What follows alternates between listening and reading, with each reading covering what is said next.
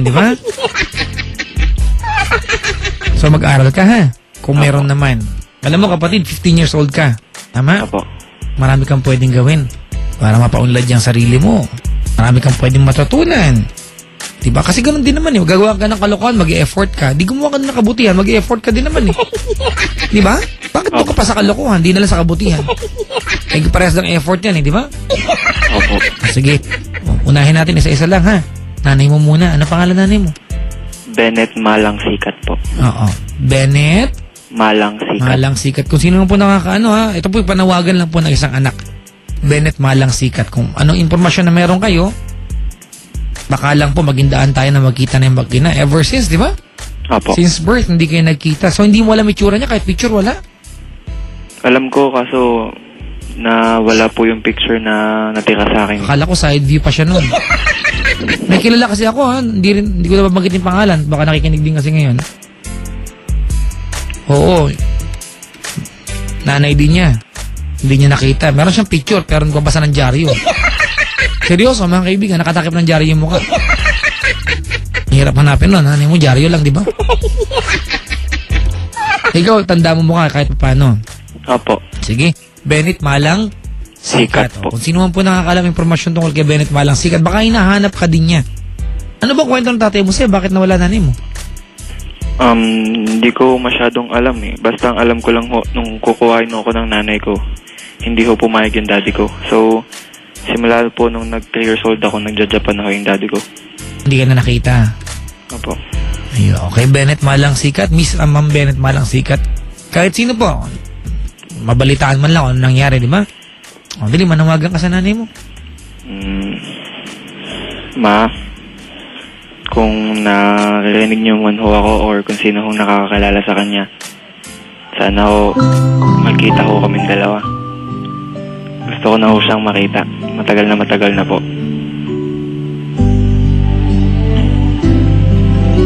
Sabihin mo, gano'n ka nakasabik sa kanya? Talaga pong gustong-gusto ko na siyang makita. Matagal na ho. Inahanap ko po siya dati sa internet. Hindi ko siya makita. Pati ho yung isa niyong anak. Pero wala po talaga. Talagang gustong-gusto ko na ho siyang makita. Kahit sa Facebook ko, wala. Kahit saan mo talaga hindi ko makita. Kaya sana kung may nakakakilala man sa kanya, baka ho matulungan niya ako. Nakakalungkot na.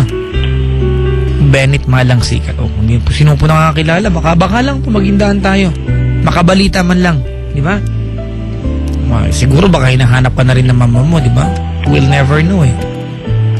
Kung may nakakaalam, mga kaibigan, baka pwedeng idulog nyo na lang sa tanggapan ng Love Radio. Sulatan nyo kami kasi pag text, baka kasi marami kasing pranksters sa text eh. Di ba? Darlon! Po. Hindi naman malungkot na wala ka nanay sa tabi mo? Malungkot po. Na never mo naramdaman yung humingi ng baon sa kanya. Yung pinakasimpleng bagay yan eh.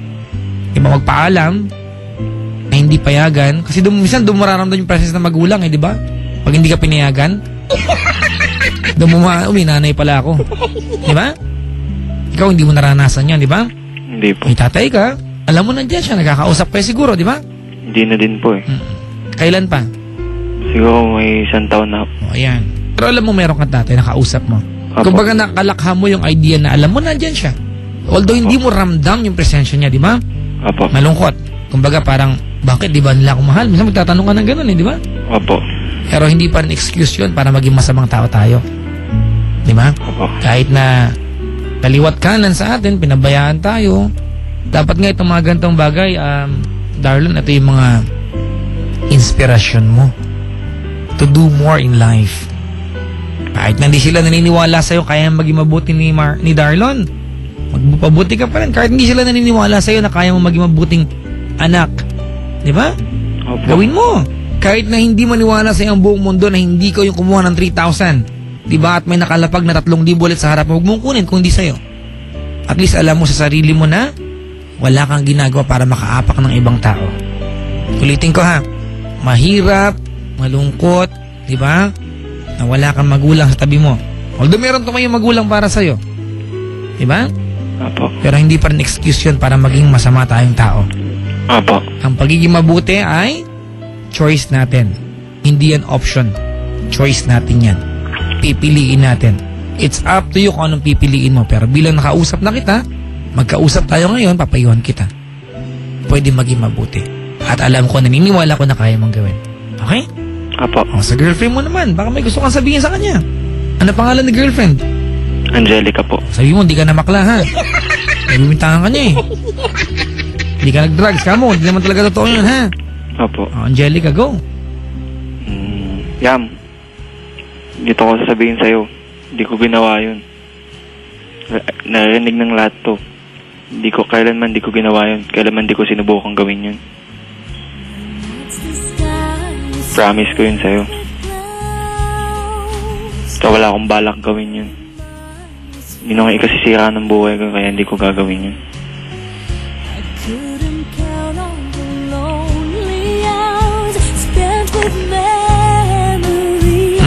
Sige pa, gano'n mo siya kamahal?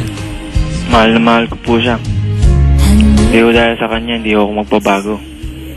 Kundi ko dahil sa kanya, siguro si Raulo pa rin ako hanggang ngayon. Ganun ko siya kamahal, hindi ko siya kayang iwanan. Hindi, I love you ko na. I love you, Yam. You changed my life in a moment, and I'll never be the same again. You changed my life. Ayan, may mga nag-sundance po sa booth, mga kaibigan. O, John Lloyd tsaka Sarah.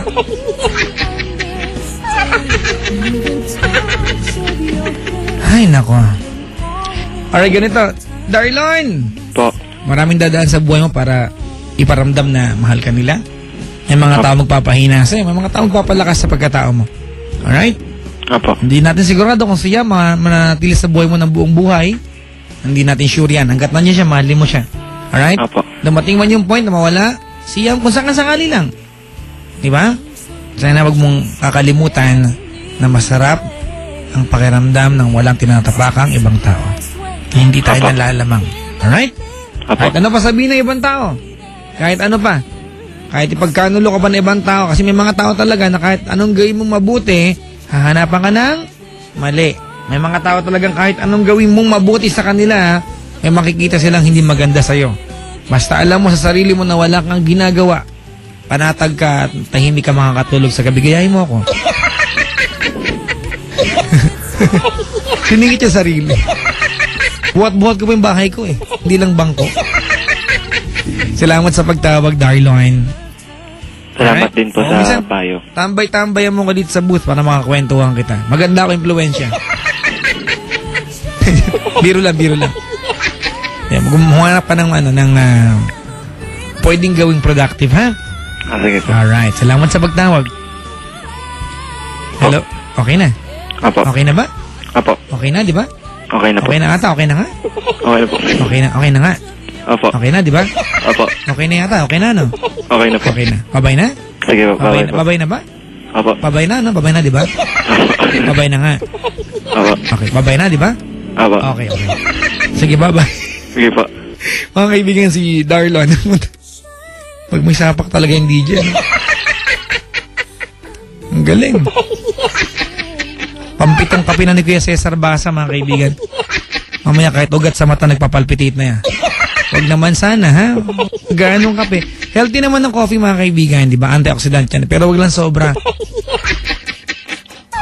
Everything, di ba? Everything taken, di ba, in excess is fatal. Okay, kahit ano pa yan. Okay? Kahit ano pa yan. Lahat ng sobra, nakamamatay. One way or the other, it will kill you. So please, take everything in moderation, okay? Kahit na virgin coconut oil pa yan. At maganda rin sa kalusugan, di ba? Hindi rin maganda sobra.